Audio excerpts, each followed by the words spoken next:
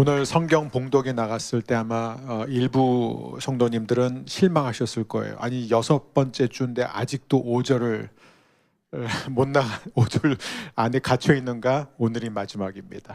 이제 다음 주는 5절 이후에 본문을 우리가 보게 됩니다. 그래서 오늘 말씀 듣기 전에 우리 먼저 같이 기도하겠습니다. 저와 한 마음이 되어 같이 기도하겠습니다.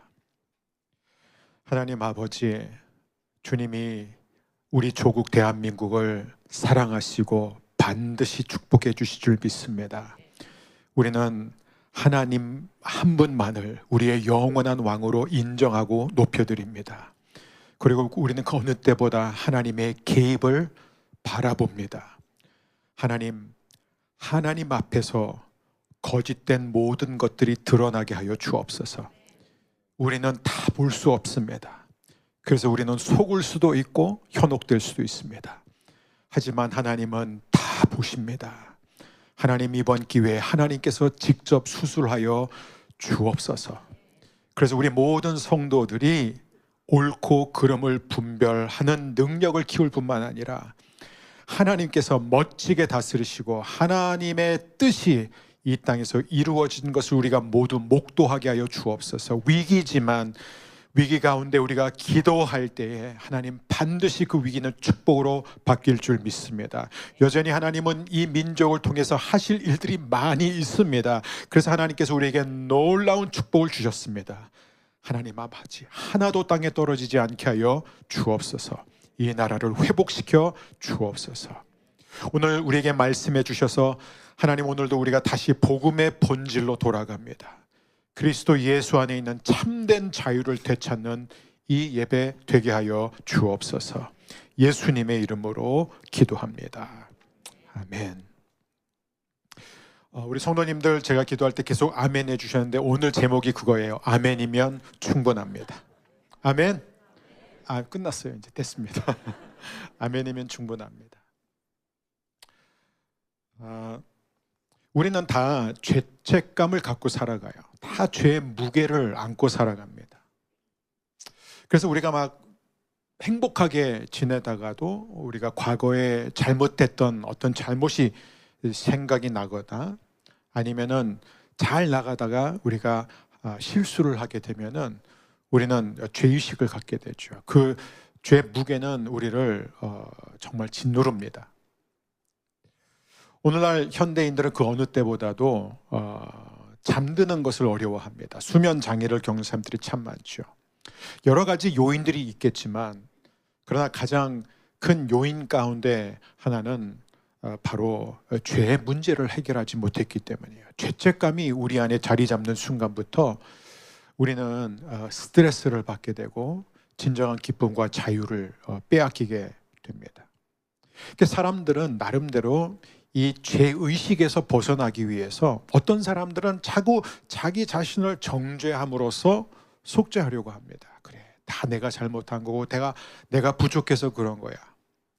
그리고 어떤 사람들은 더 노력해서 더 좋은 사람이 되려고 노력하죠. 그래서 선행도 더 하고 남들을 돕는 일들도 하고 또 종교라는 것이 여기에 굉장히 효과가 있죠. 종교에 심취해서 뭔가 내가 헌신하는 거예요. 내가 신을 열심히 믿고 섬기면은 내가 이 죄책감에서 벗어날 수 있을 것 같다고 생각하는 것이죠.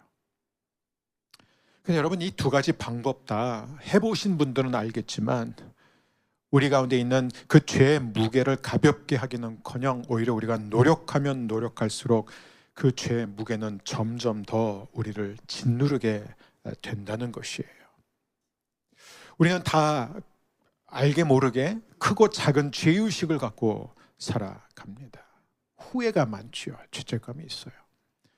근데 우리만 그런 것이 아니라 이 갈라디아 교회 성도들도 지금 똑같은 상황에 있었습니다.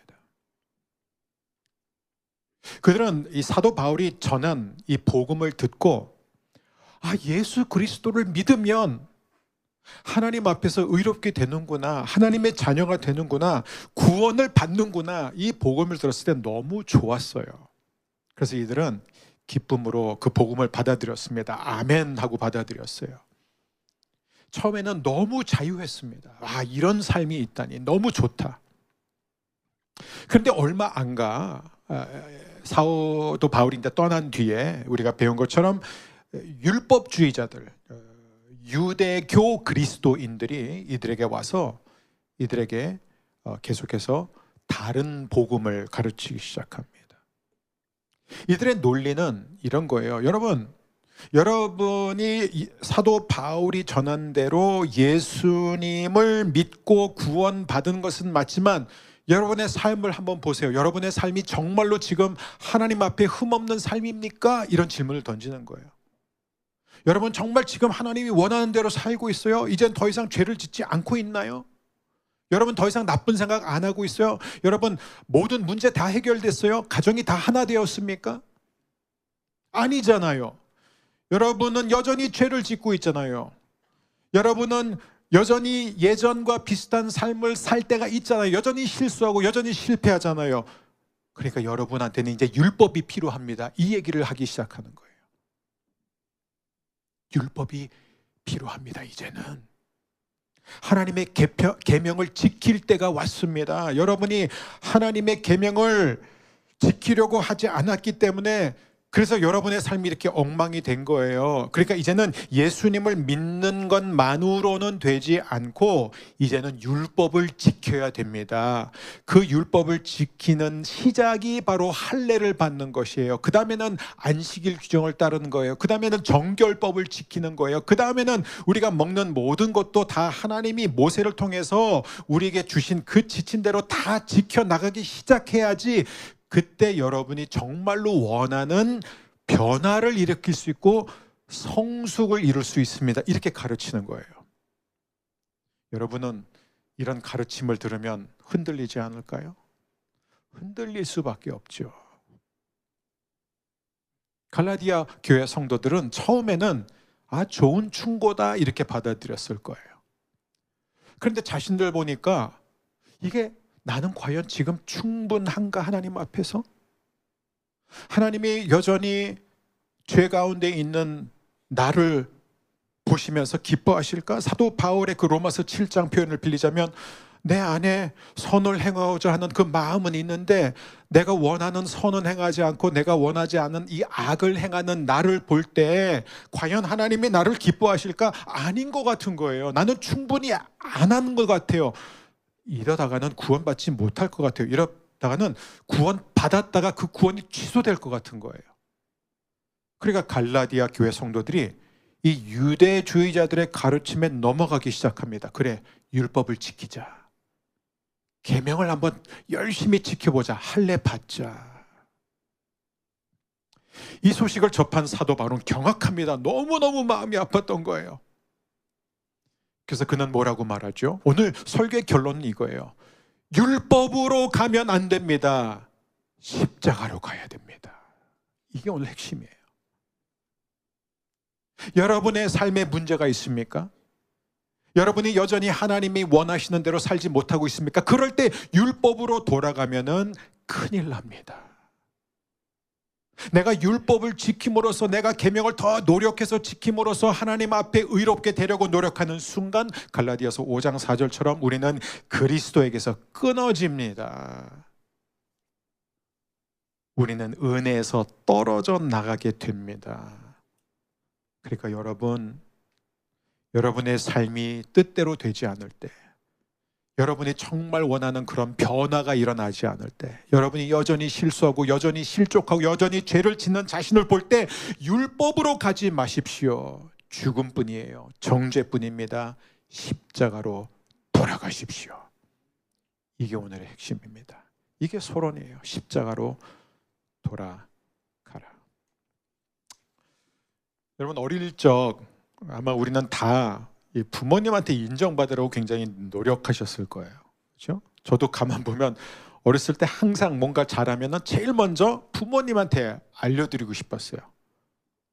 네, 아직도 기억나요. 초등학교 3학년 때 100점은 아니었던 것 같아요. 99점 받고 너무 좋아가지고 집에 와서 막 어머니가 그때 막 빨래하고 계셨는데 막 나 오늘 99점 받았다고 막 그걸 너무너무 얘기하고 싶어가지고 딱 얘기했는데 막 약간 시큰둥한 반응 앞에 실망했던 기억이 아직도 납니다.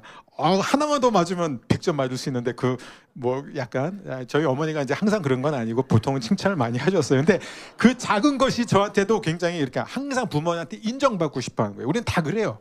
부모님한테 인정받고 싶고 선생님한테 인정받고 싶고 친구들 사이에서는 친구한테 인정받고 싶어요. 그러니까 항상 우리가 뭘 생각하지? 내가 좀 더 노력하면 돼. 내가 좀 더 잘하면 돼. 내가 성적 좀만 더 끌어올리고 내가 시험 좀 더 잘 보고 내가 또 친구들이 원하는 그런 모습을 좀 더 보여주면 되겠지. 근데 여러분 우리가 다 경험해보자. 노력한다고 해서 될까요? 노력해도 우리는 실수하고 노력해도 우리는 부족합니다. 그래서 우리 자신을 보면서 실망하죠. 왜 나는 이렇게밖에 안 될까? 왜 나는 더 좋은 자녀가 될 수 없어? 나는 왜 부모님한테 더 인정을 받지 못할까? 나는 왜 선생님한테 정말 선생님이 원하는 그런 모범생이 되지 못할까? 여러분 문제는 우리가 이런 잣대를 그대로 하나님 아버지한테 갖고 간다는 거예요. 그래서 언제나 우리가 하나님 아버지 앞에서도요, 내가 좀 더 노력해야지. 내가 하나님 앞에서 좀 더 나은 삶을 살아야 돼. 내가 어떻게 하면 하나님 앞에서 더 기도를 많이 할 수 있을까? 내가 더 교회도 열심히 다니고 내가 또 봉사도 더 열심히 하고 내가 뭔가 이렇게 자선 활동도 많이 하고 그럼 분명히 하나님이 나를 더 기뻐하실 텐데 우리가 이런 생각을 하게 되잖아요. 사도 바울은 뭐라 그러죠? 굉장히 중요한 얘기를 합니다. 아니야.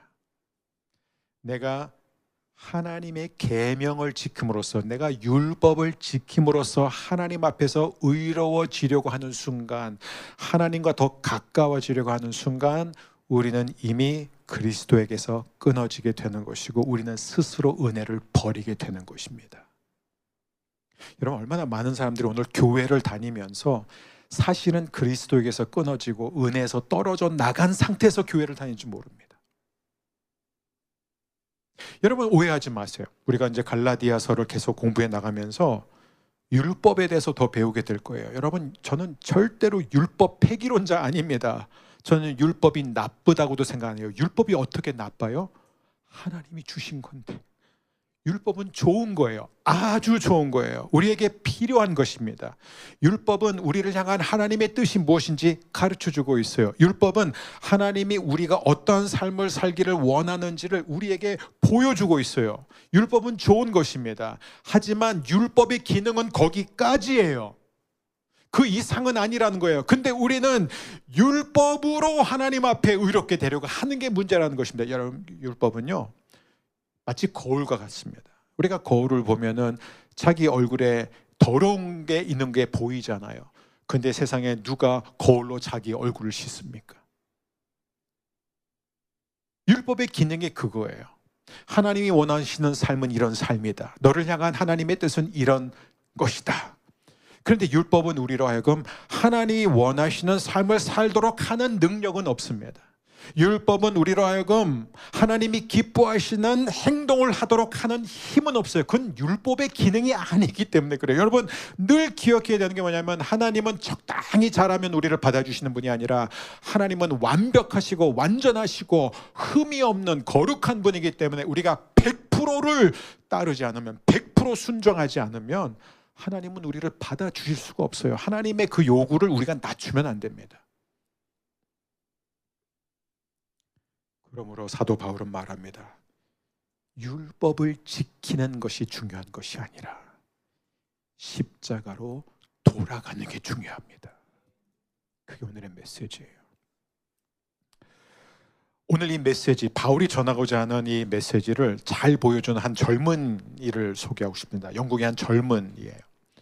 5살 때 정말 하나님의 정말 적극적인 개입으로 죽을 뻔했다 살아난 아이. 그래서 어렸을 때부터 하나님을 경외하는 마음을 갖게 되었어요. 그래서 이 아이는 어떻게 하면 내가 하나님 앞에 흠없는 삶을 살고 하나님을 기쁘시게 할 수 있을까? 어떻게 하면 내가 사람들에게 인정받는 삶을 살 수 있을까? 늘 고민했어요. 그래서 그는 항상 더 열심히 기도하고 더 열심히 성경 읽고 어렸을 때부터 금식하고 그리고 자선 활동을 하는데 헌신했습니다. 공부도 열심히 해가지고 옥스퍼드 대학에 들어갔어요. 옥스퍼드 대학에 들어가서도 내가 공부만 열심히 할 것이 아니라 오히려 친구들을 모아가지고 홀리 클럽이라는 단체를 만들어서 학생들이 모여서 거기서 함께 기도하고 함께 금식하고 매일 정해진 만큼 성경을 읽고 더 나아가 교도소에 가서 죄수들에게 복음을 전하고 병원에 가서 환자들에게 복음을 전하면서 그렇게 살았어요. 그런데도 그의 마음에는요, 공허함밖에 없었어요.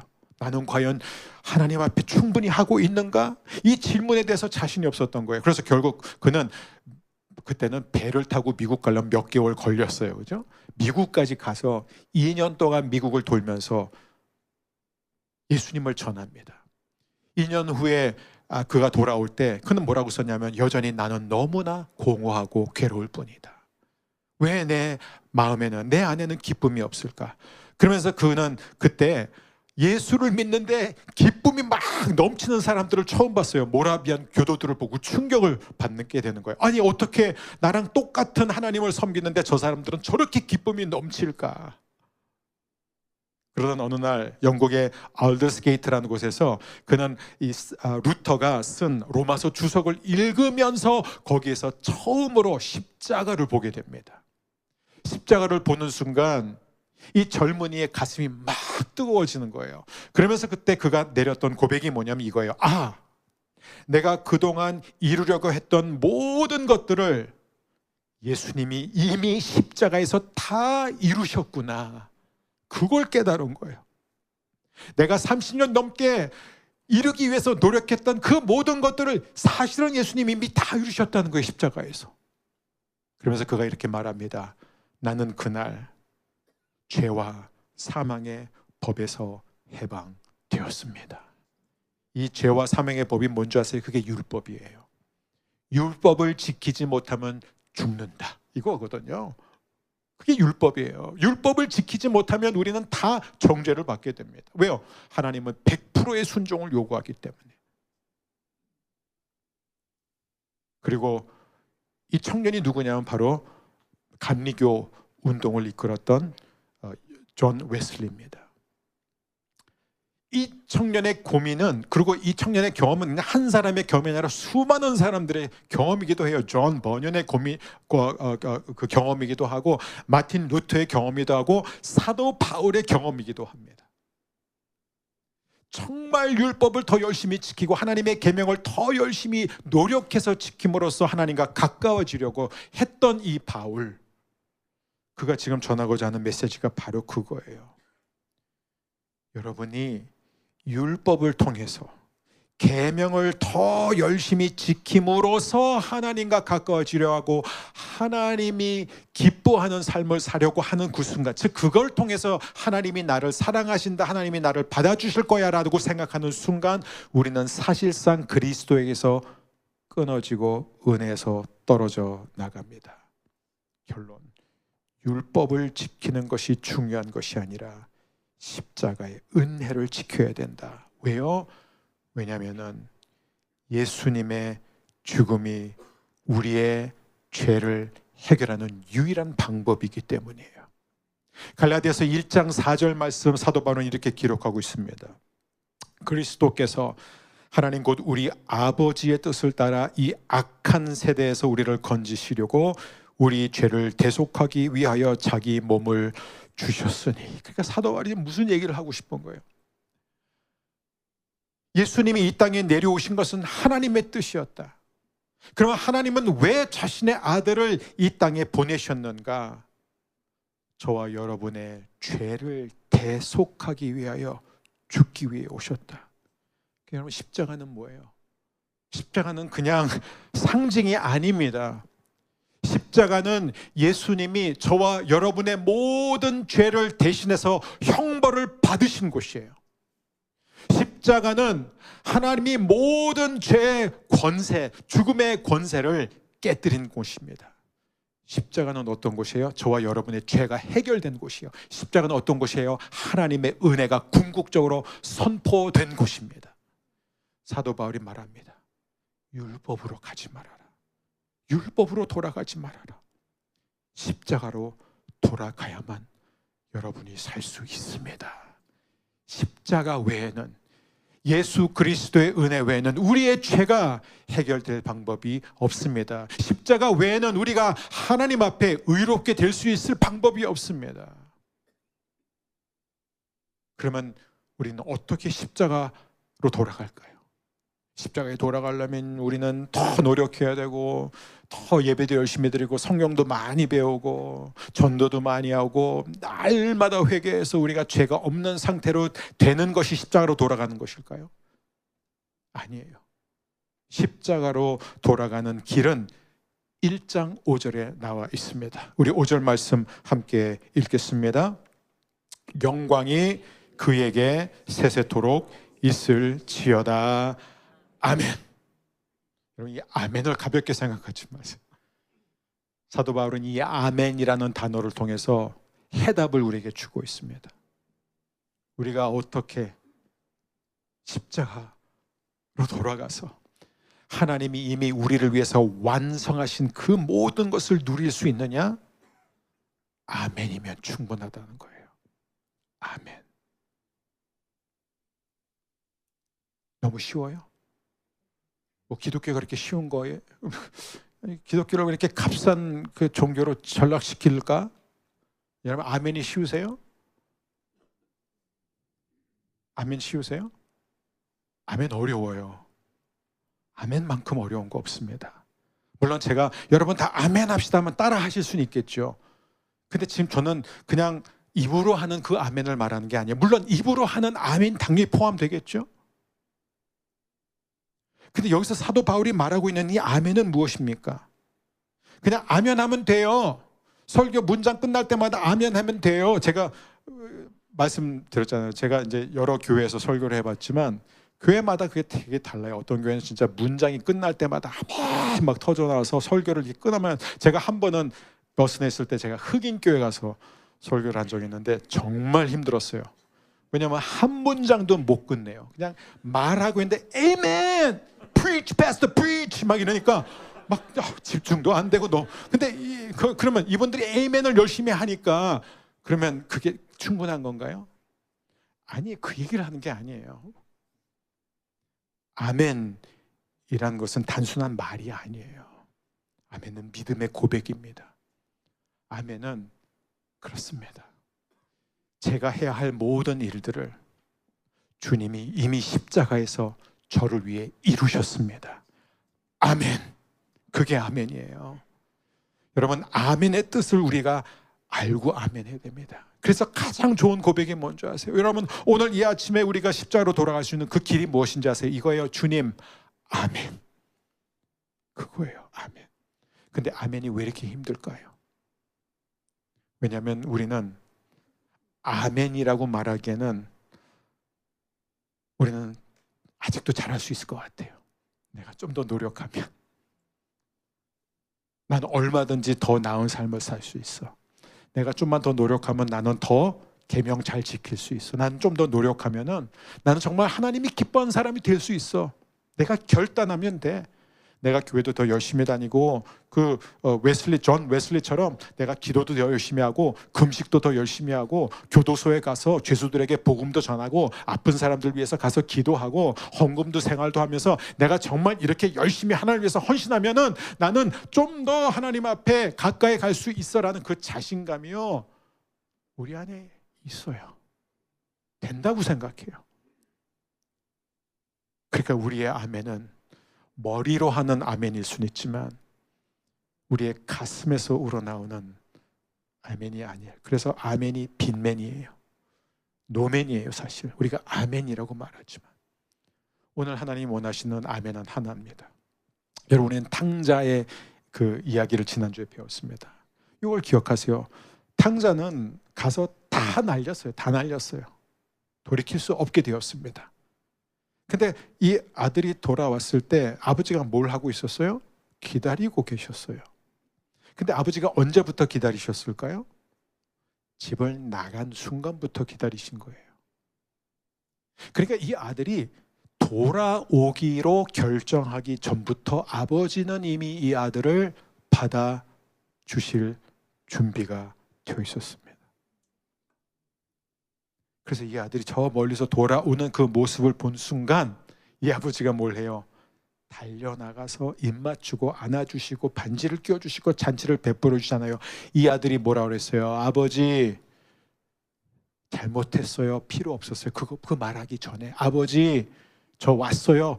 그 말도 하기 전에 이 아버지는 이미 그 아들을 향해 달려나갑니다. 여러분, 이게 바로 아멘의 의미예요. 나는 과연 아멘할 자격이 있는가? 나는 십자가 앞으로 나아갈 자격이 있는가? 전통적인 교회에서 그동안 열심히 율법을 지키려고 애를 쓰면서 신앙생활에 오신 분들 뿐만 아니라 나는 이제 막 예수님 믿기 시작했고 나는 뭐 노력한 것도 없고 난 율법도 잘 모르는데 그런 나도 자격이 있을까? 여러분, 오늘 여러분이 어떤 상황에 있든지 간에 하나님의 메시지는 하나예요. 아멘이면 충분하다. 아멘은 주님, 저는 못합니다. 제가 아무리 노력해도 제가 실제로 남들보다 더 좋은 삶을 살고 더 큰 업적을 이루고 사회적으로 명성을 펼치는 그런 자리에 오른다 할지라도 제가 열심히 살아도 저는 하나님이 요구하시는 그 완전한 삶을 살 수 없습니다. 제 힘으로는 안 됩니다. 이미 제가 이루고자 하는 모든 것을 하나님이 그리스도를 통해 십자가에서 이루셨습니다. 아멘. 전 그걸 받아들입니다. 여러분, 믿음은 뭔지 아세요? 내려놓는 거예요. 믿음은 하겠습니다라고 하는 게 아니에요. 저는 좀 한국 교회에서 어느 정도 결단은 필요하겠지만 결단이 너무 남발되고 있는 것 같아요. 맨날 결단합시다. 아니, 언제까지 결단할 거예요? 사도 바울이 말합니다. 결단을 할 거면 십자가로 돌아갈 결단을 하라는 거예요. 내가 더 잘해야지, 내가 더 노력해야지, 내가 더 헌신해야지, 그 결단이 아니라 십자가로 돌아가겠습니다. 나는 부족합니다. 나는 연약합니다. 내가 이루어야 할 모든 의 이미 예수님이 다 이루셨습니다. 아멘. 아버지의 그 큰 팔 앞에 나는 지금 돌아갑니다. 아니, 그 말 하기도 전에 기억하세요. 오늘 여러분 아직 나는 돌아갈까? 아직 생각도 안 하신 분들도 계세요. 근데 여러분, 하나님은 지금 뭘 하고 계실까요? 지금 여러분을 기다리고 계세요. 우리가 돌아가기로 결정하기 전부터 기다리고 계십니다. 그리고 우리가 돌아오는 순간 하나님은 십자가의 놀라운 그 은혜와 사랑으로 우리를 맞이해 주실 줄 믿습니다. 여러분, 어떤 경우에도 한 가지 부탁입니다. 여러분, 신앙생활하다가 좌절하고 실수하고 실족하고 역시 나는 안 돼, 나는 또 죄를 지었구나, 나는 하나님이 원하시는 삶과 너무나 거리가 멀어, 이런 생각이 들 때마다 율법으로 가지 마십시오. 내가 더 노력해야지, 내가 더 잘해봐야지, 내가 이것보다 더 열심히 살아야지, 그걸 원한다면 방법은 하나예요. 십자가 앞에서 아멘 하는 것만이 우리가 그런 삶을 향해 나아가는 유일한 방법입니다. 십자가가 우리의 가슴을 적실 때, 십자가의 능력이 우리와 함께 우리는 하나님이 원하시는 삶을 향해 나아가게 될 줄 믿습니다.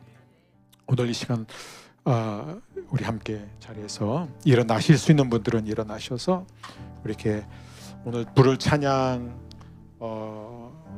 오늘 제 메시지를 그냥 요약하고 있는 찬양입니다. 이 찬양을 우리가 함께 부르고 또 같이 기도하면 좋겠습니다.